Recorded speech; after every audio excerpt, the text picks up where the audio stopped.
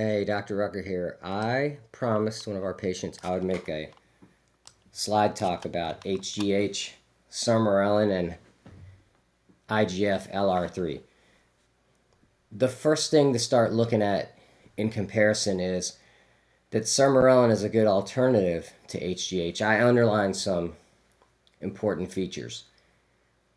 Sermorelin is popular due to its lower cost.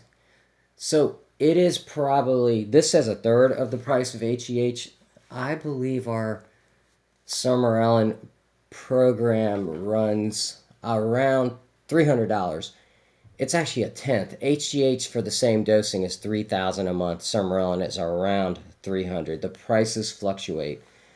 And then later I'm going to describe IGF-LR3. That's around $400. So $300 a month, $400 a month, or $3,000 a month. So obviously, sermorelin is a more affordable option. The sermorelin causes your body to make the IGF, which is the mediated peptide that growth hormone works through. This affects anti-aging metabolic processes, wound healing, sleep, physiology. So that obviously is a desirable compound. The next slide I've outlined HGH versus sermorelin a little bit more head-to-head. So they both have been used for children with short stature. That means they're both effective. Both of them are highly effective when applied through a subcutaneous injection. I would administer either one of them in the evenings. This gets into more details, how you can do twice a day, things like that, but I stick to once every evening. HGH would deliver actual growth hormone and increase serum growth hormone, even in subjects that do not have a pituitary gland at all. Sermorelin works by stimulating growth hormone synthesis in the pituitary.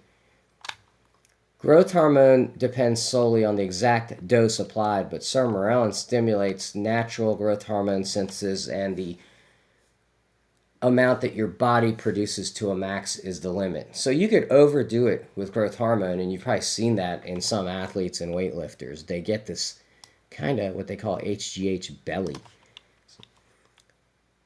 You mediate the HGH replacement and sermorelin through increase in insulin-like growth factor.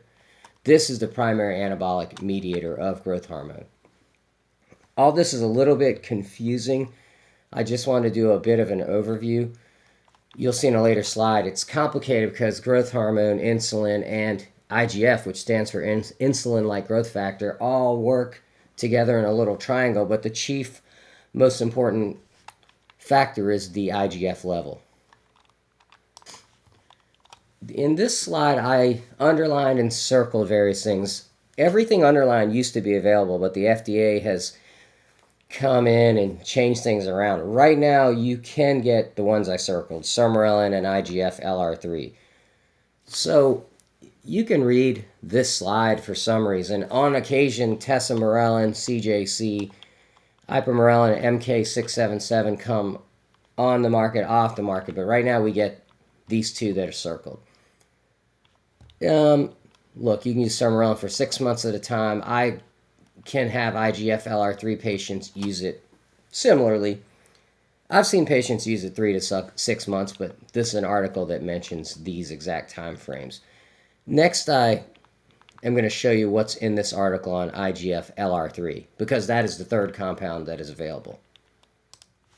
So IGF, insulin-like growth factor, has structural similarity with insulin.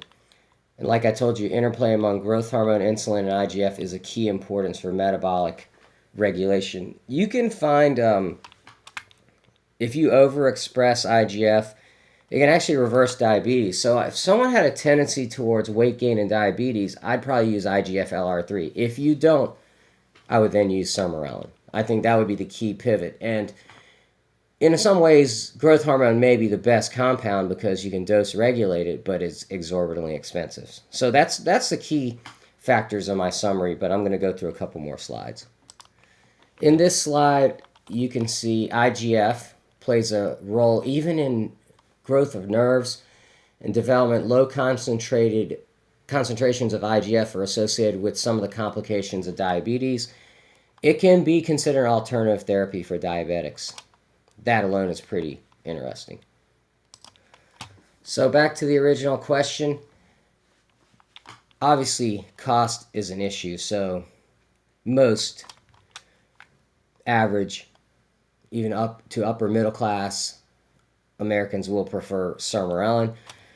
If you tend to fight obesity and diabetes type issues, I would use IGF LR3. It's a little bit more expensive, so that would be my personal first choice almost among all patients. Now, can you mix and match? Could you even do all three? And ironically, the answer is yes, but that would impact the patient's wallet and potentially impact side effects. So I would probably do one at a time, and I prefer the IGF LR3, but sermorelin's a close second due to cost profile. I hope this video helps anyone trying to make these decisions.